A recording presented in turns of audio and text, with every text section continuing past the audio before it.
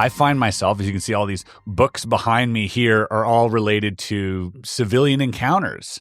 What is one sort of fringe encounter that still kind of troubles you to this day that might have stuck with you after investigating it? We had a case in 1993, well, actually a wave of sightings, collectively known as the Cosford Incident.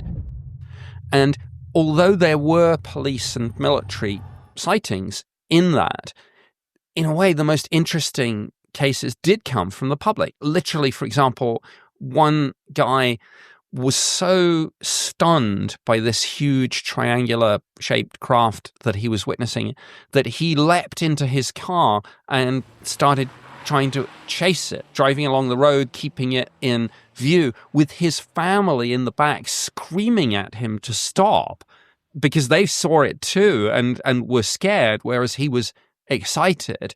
And in this same encounter, there was a farmer who saw this craft very low, and he thought it's so low, he thought maybe it landed in one of his fields.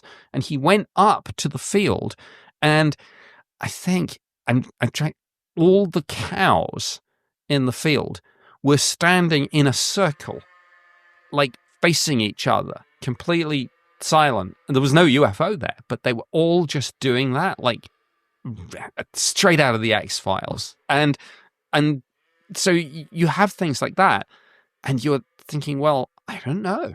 Yeah, that is terrifying. I mean, I don't think there are very many unsettling things cows could do other than standing in a circle, like some type of weird ritual. You know, that reminds me actually of like the Belgian UFO wave a little bit. Well, very interesting you should say that, because there was, talking of the X-Files and spooky coincidences, this wave of sightings, the Cosford Incident, took place late on the night of March 30th and in the early hours of March 31st, 1993. And of course, as I was investigating this, something was kind of gnawing at the back of my mind, and I couldn't quite put my finger on it until afterwards I realized, wait, this is 3 years to the very night after those Belgian sightings. And there were absolutely similarities in the shape of the craft, sometimes the behavior, this apparent ability of it to move from a very low speed to high max speeds in an instant with no sonic boom. Lou Elizondo would call this, one of the 5 observables. Mm-hmm. And we didn't have that terminology at the time, but we knew what it was because it cropped up in cases like this. And I remember one of the Air Force witnesses telling me that this thing moved very slowly, maybe 35, 40 miles an hour, with a low frequency humming sound that he said was deeply unpleasant. You could feel it as well as hear it, rather like getting too close to a generator or something. Generator, a bass speaker at a rock concert, something like that, where you feel the sound going through your body. He said it was like that. And this is an Air Force guy telling me this, like just a few hours after he saw it. And he said from that very slow speed, suddenly it just went away to the horizon, like whoop, in an instant. And he said, Nick, and this was maybe, I don't know, just 5-6 hours afterwards, we were on the phone. His voice was still shaking. And he said, Nick, I've been in the Air Force 8 years. I see, obviously, fast attack helicopters, military jets. Like, it's my job. I've never seen anything like this before in my life. Wow. I mean, that's incredible coming from such a credible witness. And then the corroborative evidence. Now, did you obviously picked up some of that on radar as well? We did have some radar data. It was inconclusive. There were some uncorrelated targets near, some of the radar heads had picked something up, but you couldn't hang your hat on it. I see. And it doesn't surprise me. I mean, we do stealth, so it can be done. Yeah, that's. Stealth has a large part of stealth as well is the altitude, right? So if these things are not too high in the sky as well, they would be harder to pick up by radar, wouldn't they?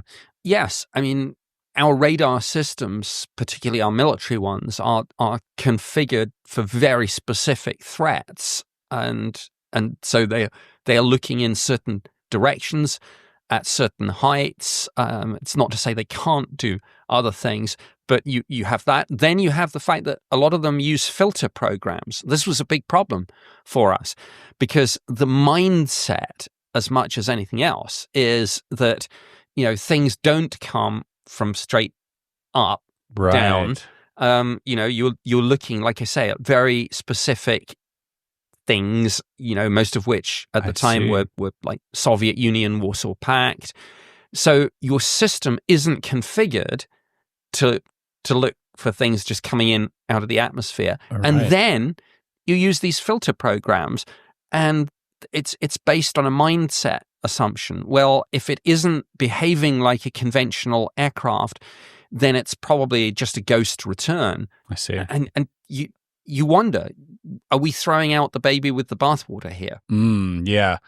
And that's, I think, what made your job so important is looking at those anomalies. And, that this brings me to a really interesting point that I've pondered quite a bit as well. Being people who are interested in these fringe anomalies, we are a little bit more prone to, well, we have to be, to looking at all of the anomalies that are associated with it. So, for instance, a lot of people avoid the UFO spike on the chart. But for those of us focusing in on that, well, there are an infinite amount of spikes in that category. I mean, the anomalies don't just cease at a UFO. They go into beings and physical, metaphysical, all these other fringe sort of things. So was there ever a point during your time there where you had to pull your punches a little bit with what you thought was going on?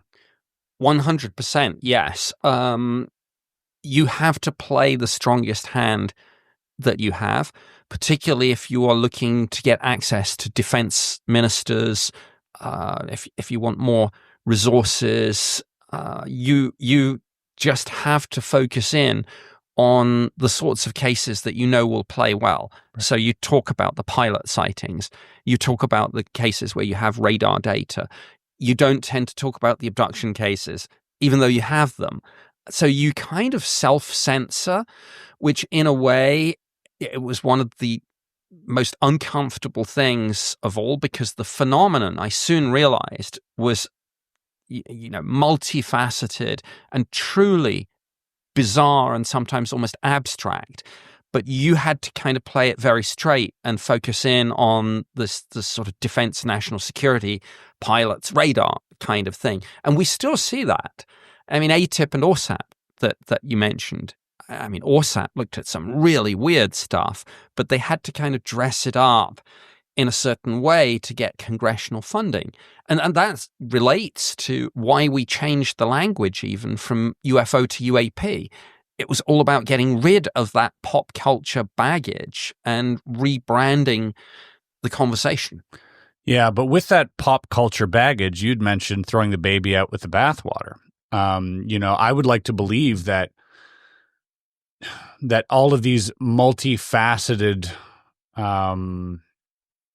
sort of subjects that revolve around UAP are also, to some extent, should be a concern to national security.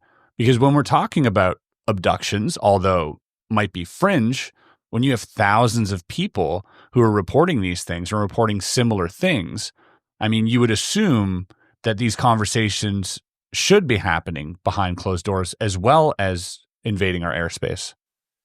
100%, yeah. And I know from more recent conversations with people like Lou Elizondo and Jay Stratton and that obviously the UAP task force in the United States, ATIP and ORSAP, they had those cases, or they were certainly aware of those cases, but even they had to kind of play on, well, yeah, David Fravor, the Tic Tac. Again, it's playing your strongest suit. Yeah. I just find it so so wild because, these abduction cases specifically go back decades and decades and decades. It's not like they've gone away. And there was a time where they were seemingly more rampant, but it is, for me, thinking about that stuff, if this is happening, I mean, that is a complete violation of human rights. That is just, and obviously if they're non-human, then they can disregard that. But I take issue with it because I feel like it's such an invasive procedure that happens during these abductions versus just coming into our airspace.